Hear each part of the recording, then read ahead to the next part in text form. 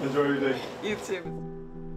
At the corner of Jefferson Avenue and Utica Street sits Golden Cup Coffee. We took a table and waited. I invited anyone who walked in to take a seat and talk about life on the East Side. How was it changed? Were the promises made kept? Pastor Ronald Benning was the first person to grace me with the conversation. Whether it's said or not, it's always something that's put above it. The "it" Benning is referring to is investment. Money is funneled into other parts of the city, leaving them with one question. Why not here? Benning says the investment comes down to safety. And love each other and trust each other and don't have to look, over our shoulders and wonder if someone's trying to rip us off. Now, it was recently announced $3.2 million has been earmarked for a section of Jefferson Avenue. Parts of the development includes a new healthcare space, a mixed-use building with affordable housing, and headquarters for the Buffalo Urban League. But their reaction, it's a drop in the bucket. I'm appreciative of the effort.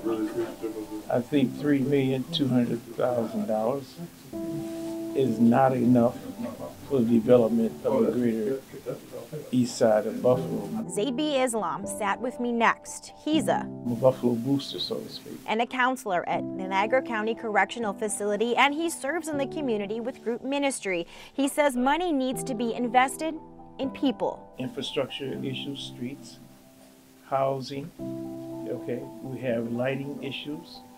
We have a quality of life issues. Education and the future. More community centers in terms of places for our youth. Not just places to go bounce a basketball. He's calling for honesty and community-minded true business. And we pay tax dollars. And our tax dollars being used in other parts of the city. Speaking of business, Derek Parson is the executive director at Exchange at Beverly Gray, which is an incubator and a co-working space serving BIPOC entrepreneurs. He says they're working with established businesses like Golden Cup to bring business back. These organizations right now are trying to bolster awareness of the resources that are here, but then galvanize all the entrepreneurs to say, hey, we're here. We're trying to make sure we're doing something. Parson says it will take time, but he's excited for the future. They say they want to get Jefferson back to its heyday, right? I think that's beautiful, right? But Jefferson is so much more. Richard Cummings is the president of the Black Chamber of Commerce, and he's cautiously optimistic. He too says things are changing, but it's not fast enough. There's been a lot of talk, a lot of funds raised, but the direction I'm not sure has been healthy in terms of making the progress that we need. I asked Cummings, what's the barrier? It is very complicated. He wants the community, the true stakeholders, to get involved. He says everyone's life experience is invaluable.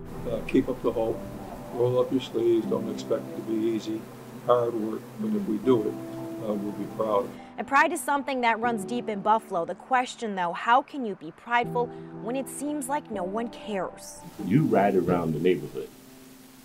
How many vacant lots they got on the other side of Main Street? George Johnson is the president of Buffalo United Front, a community group that helps reduce violence. He says there is power in the people. Somebody has to be held accountable for this community. They have no accountability to a lot of people here in this community.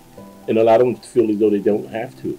Johnson also points to investing into kids and making sure they have life experiences. He says removing festivals out of the city, keeping the Bills Stadium and Orchard Park is excluding people. The same goes for funding big projects. A lot of the organizations, they know what's best for our community, but they don't have the resources to make things happen. Sitting next to him is Mark Talley. His mother was one of the 10 people murdered on May 14th. I asked him how his mother, Geraldine, would feel about the lack of progress.